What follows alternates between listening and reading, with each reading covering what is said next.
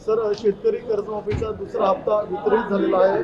जवळपास 6,36,000 शेतकऱ्यांना 5,086 कोटी वितरित झालेले आहेत। राज्य शासनाने घोषित केलेल्या पुण्यश्लोक अहिल्यादेवी होळकर कर्जमाफी योजनेच्या अंतर्गत आज दुसऱ्या टप्प्याचे पैसे आपण रिलीज केले, ज्यामध्ये जवळपास 6,36,000 शेतकऱ्यांना 5,086 कोटी रुपये आज त्यांच्या खात्यामध्ये दिले आहेत।